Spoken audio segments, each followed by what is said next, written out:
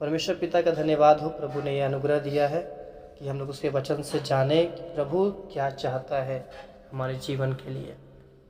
मेरे प्रियो, सबसे पहला बात, एक चीज़ जो हम लोग कई बार भूल जाते हैं, हम लोग प्रार्थना जब करते हैं, जब हम लोग बैठते हैं, तो प्रार्थना जो है वो भावना से नहीं होना चाहिए। प्रार्थना जो है वो आत्मा से होना चाहिए, बुद्धि से होना चाहिए। पौलुस बोलते हैं, मैं आत्मा से भी ये करूँगा, प्रार्थना करूँगा, और बुद्धि से भी प्रार्थना करूँगा। जैसे अभी मैं कुछ एक गीत को गाया घर में, है ना, तो मैं बुद्धि नहीं लगाया, मैं उसको इसी प्रकार से गा लिया। मुझे वो गीत याद नहीं आ रहा है, मतलब मैंने कौन सा गीत गाया था, पर कोई ऐसा गीत गाया, तो वाला गीत कुछ यूँ था, ऐ मसीह तेरे बिना ज़िंदगी में है ना कोई खुशी। ठीक है, तो मैं कुछ काम कर रहा था और काम करते करते मैं गीत गाया और बुद्धि से नहीं गाया। ठीक है, मतलब यूँ ही गा दिया। तो कैसे गाया पता है? ऐ मसीह तेरे बिना ज़िंदगी में है ना कोई कमी। मैंने ये गीत गाया। इसका मतलब क्या है? यीशु मसीह नहीं है तो ज़िंदगी में कोई कमी नहीं है, ये गीत गा रहा है। ये सही है? गलत है। यीशु मसीह है तो ज़िंदगी में कोई कमी नहीं है ना। हाँ। हम गीत गा दिए, तेरे बिना ज़िंदगी में है ना कोई कमी, मतलब खुश है तेरे बिना। तो क्या होता है? हमें बुद्धि से गाना है। गाना क्या था? ऐ मसीह तेरे बिना ज़िंदगी में है ना कोई खुशी, और हम गा दिए है ना कोई कमी। तो इसीलिए हमें क्या करना? बुद्धि भी प्रयोग करना है। कई बार क्या होता है, हम लोग जब प्रार्थना बैठते हैं तो भावना में आ जाते हैं और हम ये बात बोलने लगते हैं, प्रभु मैं तो पापी हूँ, मैं तो पापी हूँ, मैं तो ऐसा हूँ, मैं तो वैसा हूँ, मैं तो वैसा हूँ। ठीक है, पर परमेश्वर के नज़र में आप क्या है? प्रभु की नज़र में आप क्या है? आपको पता है, मैं आज भी जब अपने आप को देखता हूँ, कभी कभी मैं अपने आप को देखता हूँ या मैं अपने आप को मैं अपने विषय जब सोचता हूँ ना, तो एक चीज़ मेरे अंदर से मतलब आता है, मुझ में एक बात आती है। क्या पता है? मैं किसी लायक नहीं हूँ, मैं बहुत तुच्छ। जब चुनाव देखिए, कुरिन्थियों में जो चुनाव पौलुस बता रहा है कि परमेश्वर किन लोगों को चुनता है, वहाँ पर बोलता है 4-5 प्रकार के लोगों के विषय बताता है पौलुस कि परमेश्वर ने जगत के मूर्खों को चुना, नंबर 1। फिर बोलता है जगत के निर्बलों को चुना, फिर जगत के नीच लोगों को चुना, जगत के तुच्छ लोगों को चुना, और 5वां में बोलता है कि जो है भी नहीं, मतलब जिसको कोई नहीं जानता, कोई वैल्यू नहीं होता। जैसे एक होता है ना, हम लोग जैसे सड़क पे चलते हैं, कहीं कोई भिखारी या कोई दरिद्र व्यक्ति जो रहता है, ठीक है, भिक्षुक रहता है, उसको कोई देखता भी नहीं, नोटिस भी नहीं करता है। बहुत कम लोग होते हैं जो उसको नोटिस करते हैं। हम लोग उस रास्ते से कितना बार पार होते हैं, लेकिन हम लोग को पता भी नहीं होता कि वहाँ कोई रहता है, वो क्या कर रहा है, क्या नहीं कर रहा है, हम लोग उसमें इंटरेस्ट नहीं लगाते। तो वैसे लोग जो थे, मतलब जिसको कोई पूछने वाला नहीं था, कोई देखने वाला नहीं था, उसको भी क्या किया? प्रभु ने चुना। तो मैं अपने आप को उस कैटेगरी में रखता हूँ, मतलब मूर्खों से भी घटकर, निर्बलों से भी घटकर मैं उस कैटेगरी में अपने आप को रखता हूँ कि मैं कुछ भी नहीं था, मैं कुछ भी नहीं था, तब भी प्रभु ने मुझको चुना। हालेलुया। तो ये परमेश्वर का क्या है? बहुत बड़ा दया है। लेकिन उसकी एक खासियत है कि जब हम लोग को प्रभु चुने, जब हम लोग प्रभु को जाने, तो हम लोग क्या किए थे? सबसे पहले क्या करना होता है? जब एक व्यक्ति यीशु मसीह के पास आता है या आना चाहता है, तो वो सबसे पहले क्या करता है? सबसे पहले वो क्या करता है? प्रभु पर विश्वास करता है और पश्चाताप करता है। ये विश्वास करता है कि अब मेरे सारे पाप का कर्ज जो है उसने चुका दिया है, और फिर वो पश्चाताप करता है और मन फिराता है, प्रभु मैं अपने पापों से मन फिरा रहा हूँ। मन फिराने का मतलब मैं अब यीशु मसीह की ओर लौट के आ रहा हूँ। और प्रभु क्या करते हैं? उसको एक्सेप्ट कर लेते हैं, उसको अपने संतानों में शामिल कर लेते हैं, और उसके सारे पापों को, जितने भी पाप रहते हैं, उस सब पापों को धो देते हैं। लेकिन उस पापों को धोने के बाद प्रभु हमें किस दृष्टि से देखता है? पढ़िएगा यशायाह उसका 43 निकालिए, मैं उसका पद बता दे रहा हूँ। यशायाह उसका 43 का 25 पढ़िएगा। यशायाह उसका 43 मैं वही हूँ जो अपने नाम के निमित्त तेरे अपराधों को मिटा देता हूँ और तेरे पापों को स्मरण न करूँगा। मैं वही हूँ जो अपने नाम के निमित्त जहाँ शब्द आता है वहाँ समझिए खातिर या फिर के लिए, उस शब्द के लिए निमित्त का शब्द लगाया जाता है। मैं वही हूँ जो अपने नाम के खातिर या अपने नाम के लिए तेरे अपराधों को मिटा देता हूँ। तो जब हम प्रभु के पास आते हैं और विश्वास करते हैं, उसके क्रूस के बलिदान पर ईमान लाते हैं, तो क्या होता है? वो हमारे सारे पापों को, अपराधों को क्या करता है? मिटा देता है। और कैसे मिटा देता है? आगे लिखा है, और तेरे पापों को स्मरण ना करूँगा। क्या बोल रहा है? स्मरण ना करूँगा। लेकिन यानी कि जिस पापों को वो मिटा देता है, उसके बाद उसको क्या नहीं करता है? याद भी नहीं करता है। ये है परमेश्वर का जो क्षमा करने का तरीका, कि जिसको वो एक बार मिटा दिया, जिसको वो एक बार साफ कर दिया धोके, उसके बाद उसको कभी भी वो स्मरण नहीं करता। हालेलुया। लेकिन हम क्या करते हैं? हम क्या करते हैं? प्रभु मैं तो पापी हूँ, प्रभु मैं तो अधर्मी हूँ, मैं तो ऐसा हूँ, मैं तो वैसा हूँ। लेकिन अब जब हम प्रभु पे विश्वास कर लिए, हम पश्चाताप किए, मन फिरा लिए, और उस समय तक के सारे पापों को प्रभु ने मिटा दिया, तो मिटा देने के बाद प्रभु बोल रहा है मैं उसे स्मरण नहीं करता हूँ। इसका मतलब मैं उसको याद नहीं करता हूँ। इसका मतलब ये है कि परमेश्वर उसको भूल जाता है, और फिर आपको वो उस दृष्टि से नहीं देखता है। आपको वो किस दृष्टि से देखता है पता है? वहाँ पर लिखा है, यशायाह में ही लिखा है। यशायाह में उसका 49 अध्याय में लिखा हुआ है, पढ़िए। यशायाह उसका 49 अध्याय निकालिएगा, 49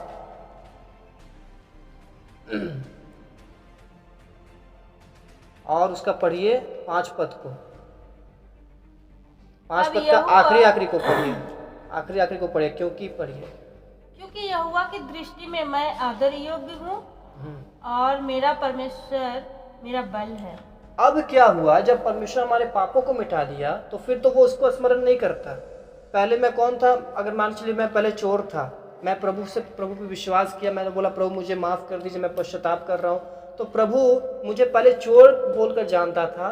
लेकिन जब उसने मेरे अपराधों को मिटाया, तो इस तरह से मिटाया कि अब वो मैं चोर था बोलकर उसको याद भी नहीं है, मैं व्यभिचारी था बोलकर उसको याद भी नहीं है, मैं नशा करने वाला था बोलकर उसको याद भी नहीं है। मतलब वो स्मरण नहीं करता। आप समझने की कोशिश कीजिए कि प्रभु जब किसी के पापों को क्षमा करता है, वो किस तरह से क्षमा करता है। और उसके बाद वो क्या बोल रहा है कि तू मेरी दृष्टि में आदर योग्य है। लेकिन हम लोग क्या करते हैं? हम लोग जब प्रार्थना में आते हैं, तो हम लोग जब भावना में आते हैं, इमोशनल हो जाते हैं, हम लोग फिर से बोलते हैं प्रभु मैं चोर था, मैं पापी था, मैं व्यभिचारी था, मैं नशा करने वाला था, मैं झूठ बोलने वाला था। लेकिन जो चीज़ को प्रभु भुला दिए हैं, हम उसी चीज़ को वापस स्मरण दिलाते हैं। लेकिन प्रभु उस चीज़ को याद नहीं रखते, प्रभु उसको याद नहीं रखते। मेरे प्रियो, ये बात सच है कि कोई भी धर्मी नहीं है।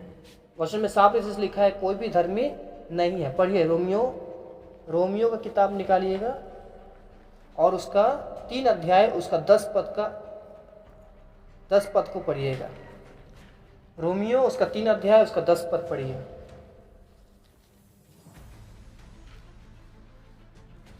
रोमियो 3 उसका 10।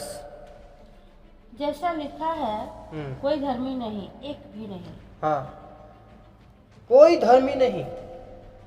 कौन कहता है आज के समय में हम धर्मी हैं? मैं किससे तो पूछ रहा था, अभी हाल फिलहाल में भी शायद किसी से मैं पूछा था, पापी है? बोलता है थोड़ा थोड़ा है। नहीं, वहाँ कहाँ? डुकुरिया में नहीं, डुकुरिया में थे, वहाँ तो पूछे थे। यहाँ भी आके हम किसी के साथ बोले थे, क्या लगता है आप पाप करते हैं? तो कोई बोला है थोड़ा थोड़ा, है ना। एक्चुअली पता है, हम पापी है बोलकर हम कभी समझ नहीं सकते जब तक पवित्र आत्मा हमारे अंदर नहीं आता है, वो हमें नहीं बताता है, कायल नहीं करता है। जहाँ पवित्र आत्मा नहीं है, वहाँ पाप की पहचान भी नहीं है, क्योंकि वचन में लिखा है कि जब पवित्र आत्मा आएगा तो वो तुम्हें निरुत्तर करेगा। निरुत्तर का मतलब होता है जागृत करेगा। किसके विषय में? पाप के विषय में, धार्मिकता के विषय में, न्याय के विषय में। ठीक है, यानी पवित्र आत्मा के बगैर कोई भी आपको पाप के विषय में जागृत नहीं कर सकता। आपके अंदर वो फीलिंग नहीं आएगा कि मैं पापी हूँ। ठीक है, एक समय था कि लोगों का विवेक उनसे बात किया करता था, लेकिन आज के समय में पवित्र आत्मा जहाँ काम नहीं कर रहे, वहाँ लोगों का विवेक बहुत कम बात कर रहा है। एक समय था लोग बोलते थे नहीं, दूसरे के बहन बेटी को नहीं छेड़ना चाहिए, ये पाप है। लेकिन आज क्या ये पाप लोगों को लगता है पाप है? मैं देखता हूँ बिल्कुल नहीं लगता। मैं जब बाइक चलाता हूँ, मेरी पत्नी मेरे साथ में बैठे रहती है, मैं देखता हूँ जो भी हम लोगों की ओर देखता है, मैं उसको एक चीज़ देखता हूँ, मुझे नहीं देखता है, इसको देखता है। जितने जो जेंट्स है मुझे नहीं देख के इसको देखता है, यहाँ तक कि रात में भी नहीं। मैं दूर से बाइक चला के आ रहा हूँ, मैं देख रहा हूँ लड़के लोग खड़े हैं, मैं देख रहा हूँ मुझे कोई नहीं देख रहा है, इसको देख रहा है। और लड़कियों में मैं देखता हूँ कि इसे कोई नहीं देखता है पर मुझे देखता है। उसको ये नहीं पता, उसको ये फर्क नहीं पड़ता ये मेरी बहन है कि मेरी बेटी है कि मेरी बहू है कि मेरी माँ है कि कौन है, उसको पता नहीं। और लड़कों को ये नहीं पता कि मैं उसका बाप हूँ या भाई हूँ या क्या हूँ, उसको मतलब नहीं। बस दृष्टि देखिए, दृष्टि कैसा है? पता है क्यों? इसका कारण क्या है? पवित्र आत्मा तो दूर की बात है, उनका विवेक भी उनको बताना छोड़ दिया है, क्योंकि वो अपने विवेक का भी नहीं सुनते। क्योंकि विवेक बताता है, आपको पता है, बिना पवित्र आत्मा के भी हमारे अंदर परमेश्वर ने एक गिफ्ट दिया है, विवेक। वो हमें बताता है चोरी करना पाप है, और छिनताई करना पाप है, और झूठ बोलना पाप है, पर उससे हम लोग को ज़्यादा प्रभाव नहीं करता। लेकिन जब पवित्र आत्मा आता है ना, तो वो हमको बिल्कुल गंभीर कर देता है पाप के विषय में, फिर हम सीरियस हो जाते हैं। क्योंकि जब मुझ में पवित्र आत्मा आया, तब मैं बेगाली देने में भी क्या होने लगा? डरने लगा।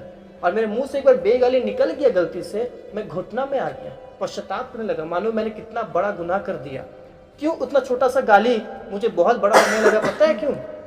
क्योंकि पवित्र आत्मा आने के बाद ऐसा ही हमारा जीवन हो जाता है। उसके बाद पाप से हम लोग क्या होते हैं? बहुत सीरियस हो जाते हैं पाप के प्रति।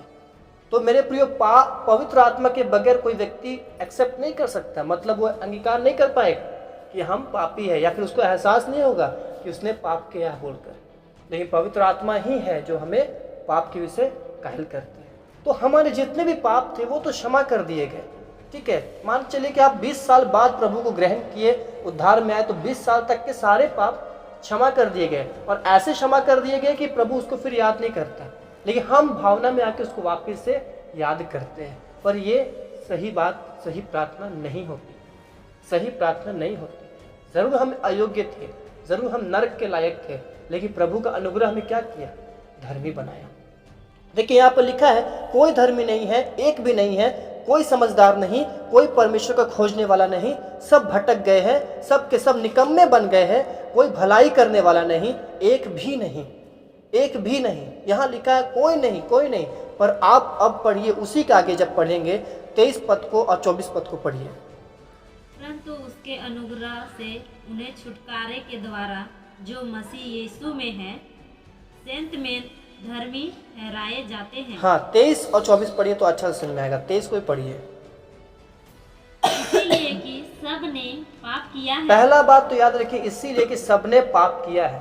पता है, मुझे 2 व्यक्ति से ऐसा जवाब मिला। एक व्यक्ति बोलता है 50-50 हम पापी है। ठीक है, मतलब वो पूर्ण रीति से ग्रहण नहीं कर सकता कि हम पापी है। कारण क्या था? पवित्र आत्मा उसके जीवन में काम नहीं कर रहा था। और दूसरा व्यक्ति भी बोला थोड़ा थोड़ा हम पापी है, उसके भी जीवन में पवित्र आत्मा काम नहीं कर रहे हैं। लेकिन आप मुझसे पूछिए, मैं बोलूँगा मैं हर दिन पाप करता हूँ, क्योंकि मुझे पता है कि हर दिन मुझसे पाप हो जाता है। ठीक है, तो पहला बात यह है कि कोई भी धर्मी नहीं था, कोई भी मतलब सबने पाप किया था और परमेश्वर की महिमा से रहित थे। ठीक है, परमेश्वर की महिमा से अलग थे। पर क्या हुआ? परंतु उसके अनुग्रह से, उसके अनुग्रह से, एक बात याद रखिएगा, हमारे पापों से जो हमारा छुटकारा होता है वो दान है, अनुग्रह है। अनुग्रह जो है वो एक दान है, वो एक तोहफा, एक गिफ्ट है परमेश्वर का, कि वो हम पर क्या करता है? हमें एक मौका देता है। जैसे अगर हम कोई पाप किए हैं, मतलब कोई जुर्म कर दिए हैं, ठीक है, और हमारा केस कोर्ट में चला गया है, और कोर्ट में जज साहब के सामने वकील हम पर वकालत करता है, और क्या करता है, हमारा जो जुर्म है वो साबित हो जाता है, तो क्या होगा? जज क्या करेगा फिर आपको? अगर आप कोर्ट में आपका केस साबित हो गया, जुर्म साबित हो गया, तो जब जज क्या करेगा? सजा देगा ना, कि छोड़ देगा, जाओ दोबारा मत करना बोल के? नहीं, छोड़ देगा क्या? नहीं छोड़ता है। अगर आपका जुर्म साबित हो गया तो आपको जेल भेज देगा, सजा दे देता है। लेकिन पता अनुग्रह क्या होता है? अनुग्रह का मतलब होता है कि आप अपने जुर्म को कबूल कर लेते हैं, आप अपने पाप को कबूल कर लेते हैं कि हाँ प्रभु हमने ये काम किया था, जज के सामने नहीं, लेकिन जो सबसे बड़ा जज है उसके सामने जब आप कबूल करते हैं, तो वो इन जजों की तरह नहीं है जो जेल भेज देता है, लेकिन वो बोलता है ठीक है, मैं तुम्हारे पापों को क्या कर देता हूँ? मिटा देता हूँ, क्षमा कर देता हूँ, मैं तुमको उसका बदला दंड नहीं दूंगा। उस दंड को हटा देता है परमेश्वर, वही है अनुग्रह। क्या है वो? अनुग्रह। मतलब फिर से मौका देता है, जाओ अब तुम पाप मत करना। हालेलुया। क्योंकि जिस व्यभिचारिणी स्त्री ने व्यभिचार किया था, लोग उस पर पथराव करने के लिए जमा हुए थे। यीशु मसीह ने क्या कहा?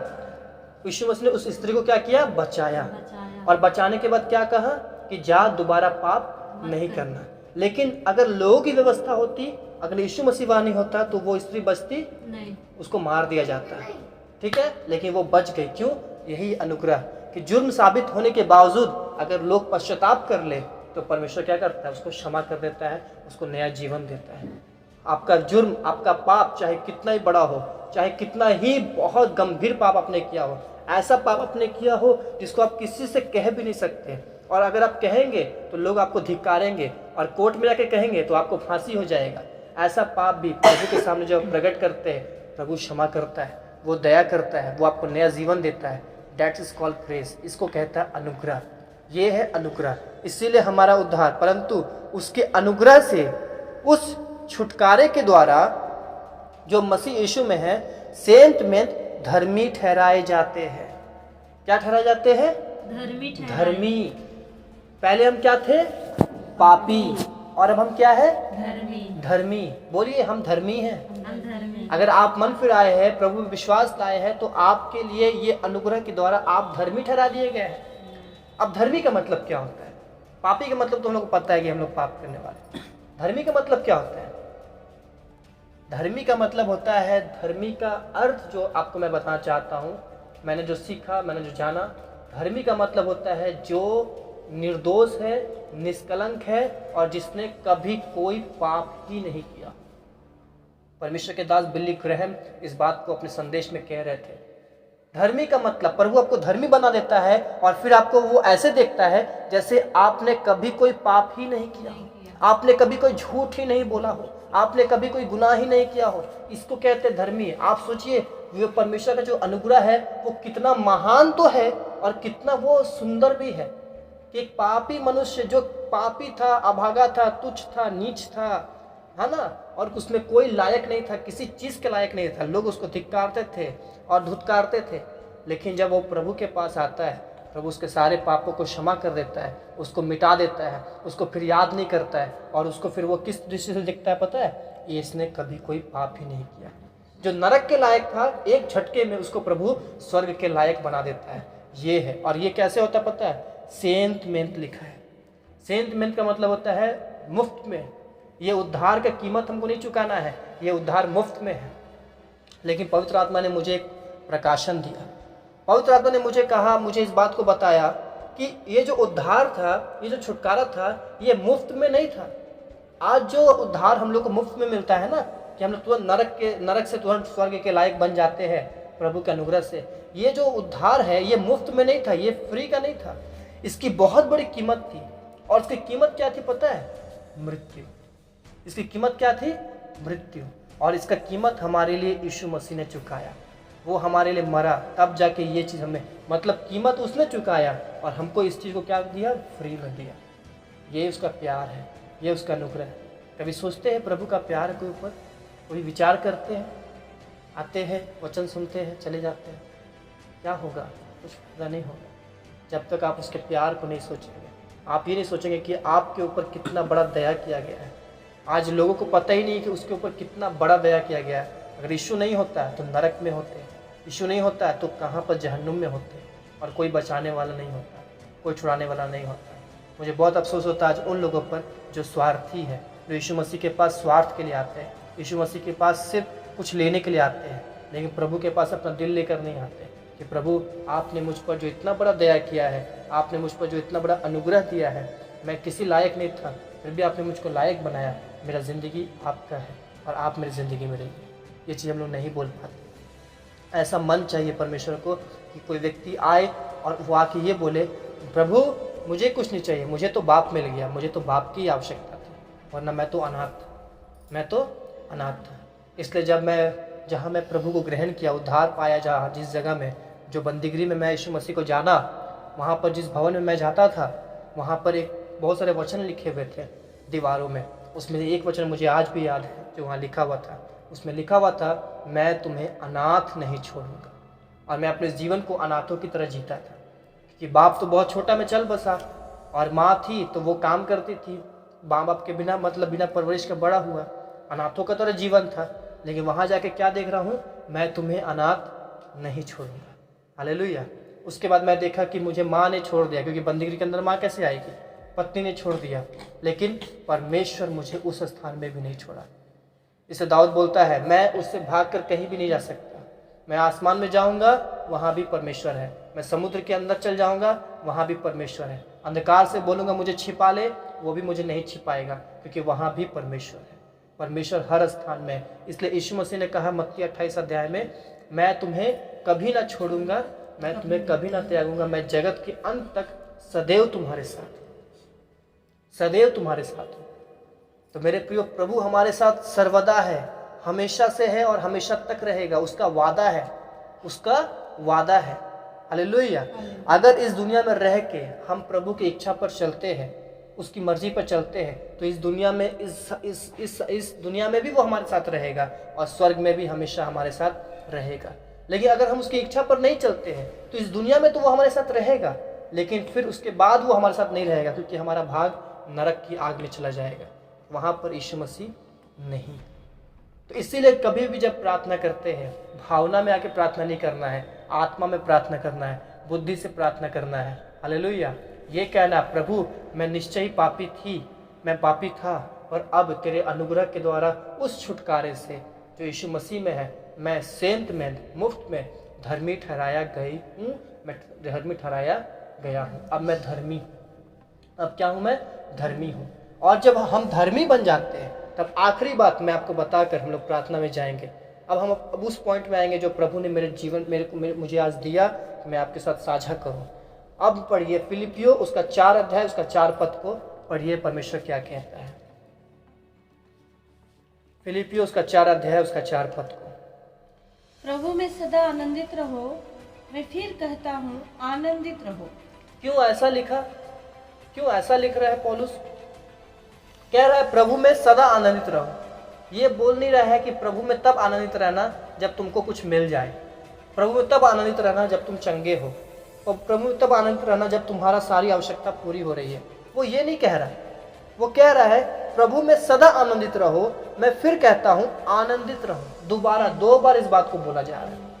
आपको पता है, आनंद एक ऐसा हथियार है हमारा जिसके द्वारा हम शैतान के ऊपर जय पा सकते हैं। और निराशा और हताशा एक ऐसा हथियार है शैतान का जिसके द्वारा हम हार जाते हैं अपने जीवन में। एक निराश रहने वाला व्यक्ति, एक हताश रहने वाला व्यक्ति कभी भी प्रभु के साथ एक नहीं हो पाएगा, कभी प्रभु के साथ जुड़ नहीं पाएगा। लेकिन एक आनंदित रहने वाला व्यक्ति जिसके अंदर ये आनंद है, और पता है ये आनंद परमेश्वर हमें देता है, ये आनंद यीशु मसीह हमारे अंदर देता है। ये वो आनंद नहीं है जो हमें संसार में होता है, कुछ चीज़ मिलने पर हमें कुछ पल के लिए जो आनंद होता है, ये वो आनंद नहीं है। ये वो आनंद है, यहाँ पर लिखा है सदा आनंदित रहो, यानी दुख में सुख में सर्वदा आनंदित रहो। जैसे यीशु मसीह क्या बोले, मैं सदा तुम्हारे साथ हूँ, यानी मैं दिन में तुम्हारे साथ हूँ, रात को तुम्हारे साथ नहीं हूँ, ऐसा नहीं है।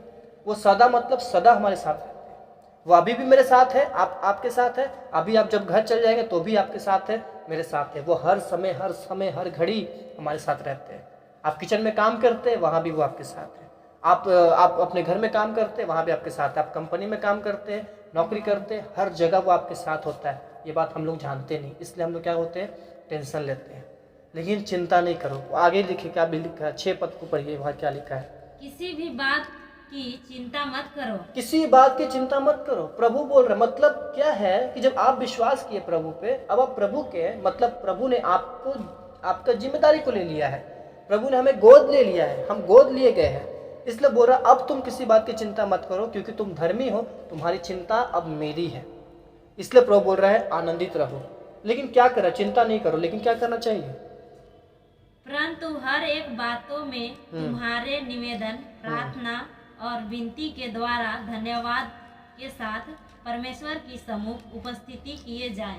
कर्म करो, कार्य करो। प्रभु बोल रहा है चिंता मत करो। चिंता करके हमें कुछ नहीं मिलने वाला है।